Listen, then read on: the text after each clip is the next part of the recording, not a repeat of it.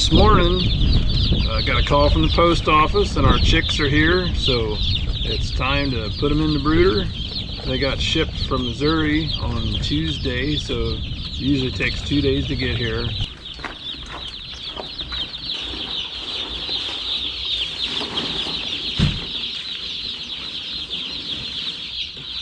So earlier this week, Elizabeth got the brooder house ready to go. She had some pullets that she had in here, so she cleaned them out, put in all fresh shavings, and we put the big brooders in, and we got fresh feed and the chick waters. The brooder needs to be at about 95 degrees, and the room temperature is supposed to be in the 70s, and I think we're about right there. We'll double check the brooder. It was fine the other night.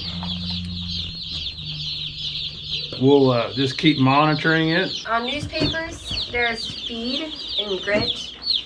Newspapers, the chicks can run onto it easily and get some food. And then these waters have a really narrow trough for drinking, and that helps eliminate the chickens drowning themselves in the water. Because believe it or not, the chicks will drown themselves in the water.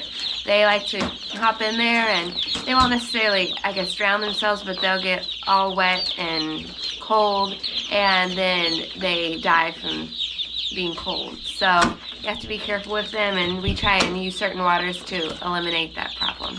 So now we are going to go ahead and unpackage the chicks. There's 450 of them, and we'll split them between the two sides of the brooder house. 4 compartments, 100 in a box. That way, if the box gets shifted, they don't all go to one end and get smothered. They can still get a little smothered in here if the box gets tipped. Usually it's a really safe way for them to come.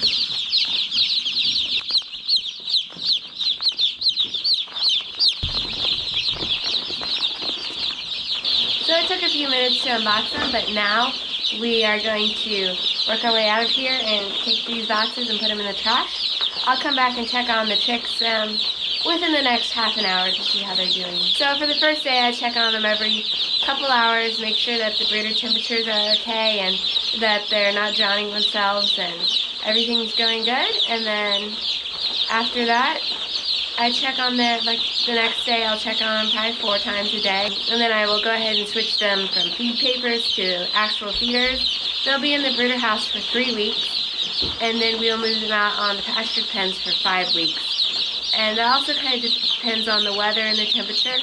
But usually that's kind of the model we try and stick to. Be ever so careful, because you'll be going to put your foot down and they'll run right under your foot.